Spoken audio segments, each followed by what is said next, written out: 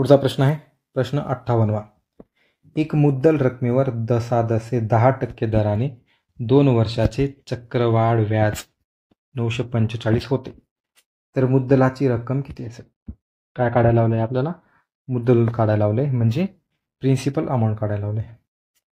बरोबर, मुद्दलाची रक्कम काढायचे. व्याज किती दिलेला आहे? चक्रवाढ व्याज आहे 945. साधारण आहे का? नाही, चक्रवाढ व्याज आहे, म्हणजे तो वर्षानुवर्ष आणखी पटीमध्ये वाढत जाणार. ठीक आहे. तर हे दसादशी किती आहे? 10% दर चाल दर सेकडा 2 वर्षासाठी. पाहू आपण याला कशा प्रकारे सॉल्व्ह करू शकतो. एकदम सोप्या पद्धतीमध्ये पहा. 10% दिलेला आहे दर. 10% म्हणजे 10 भागिले 100. 10% म्हणतो. पर्सेंट म्हणजे त्याच्या भागाकारामध्ये येणार. हा शून्य कटला, हा शून्य कटला, उरलं काय? 1/10. बरोबर.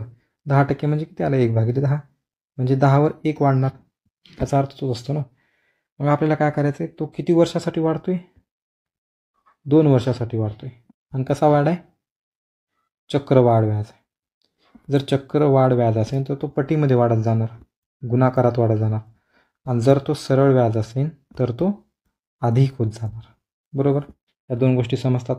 चक्रवाढ व्याज आहे, गुणाकारात वाढत जाणार. तर मग आपण काय करणार? हा पहिल्या वर्षीचा चक्रवाढ व्याज 10वर 1 आहे म्हटलं होतं आपण, तर तो 10चा 11 झाला पहिल्या वर्षीचा. आणि हा दुसऱ्या वर्षीचा 10चा 11 झाला. बरोबर. हा पहिला वर्ष आहे, फर्स्ट आहे, सेकंड इयर 10चा 11. दोन्हीचं पण केलं आपण. ठीक आहे. तर मग हे 10 गुणिले 10 किती झालं? हे झालं 100. आणि 10 गुणिले 10 किती झालं? 121. सॉरी, 11 गुणिले 11 121 झालं. म्हणजे 11 गुणिले 11 121 झाला आपल्याला माहिती आहे. त्यांनी काय सांगितले की चक्रवाढ व्याज आहे. चक्रवाढ व्याज सांगितलं, त्यांना पूर्ण अमाऊंट सांगितले का? नाही. तर मग फक्त व्याज हा 945च्या बरोबर आहे. म्हणजे ह्या दोघांमधला जो फरक आहे, जो 100 होता पहिला प्रिन्सिपल अमाऊंट, तो सध्या हा टोटल अमाऊंट झाला किती? 121. म्हणजे दोघांमधला फरक कितीचा आहे? 21चा. पण प्रश्न म्हणतो तो 21 नाही आहे. प्रश्न म्हणतोय 945 रुपये चक्रवाढ व्याज आहे. तर ठीक आहे, 21 बरोबर 945 करायचं. तर मग 7 त्रिक 21, 7 एक 7, 7 त्रिक 21, 7 पाच 35. आणि याला आपण कटू शकतो. आपण 3 एक 3, 3 चौक 12, 1 उरला 3 पाच 15. म्हणजे 1 बरोबर 45. समजलं? आपण काय केलं होतं? 2 वर्षाचं लावलं आपण 10%. तर 10चा 11, 10चा 11, 2 वर्ष होणार. ठीक आहे. हे GSM मेथड आहे, खूप सोपी मेथड असते. तुम्हाला आता कन्फ्यूज होत असेल. 1-2 प्रश्नानंतर एकदम पाठ होऊन जाईल. कधीच या प्रश्नांना बघायची गरज पडणार नाही तुम्हाला, खरंच सांगतो.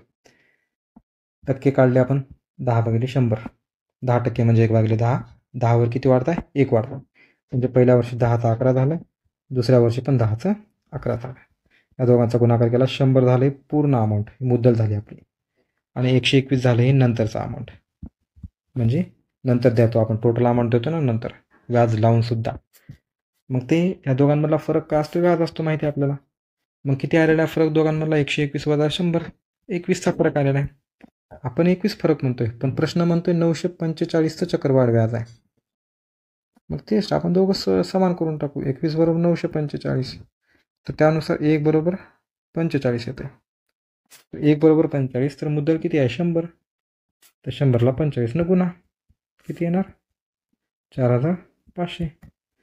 खूप खूप सोपी ट्रिक आहे मित्रांनो. समजला नसेल व्हिडिओ तर पुन्हा एकदा पहा. नंतर अशा प्रकारचे आणखी व्हिडिओज तुम्ही पाहू शकता चॅनलवरती.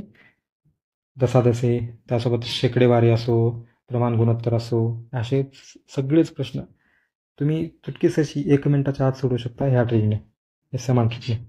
तुम्हाला दुसरं काहीच लागणार नाही. प्रश्न बघितल्यानंतर तुम्हाला लगेच समजून जाईल. तर यात उत्तर येणार 4500. ऑप्शन 3.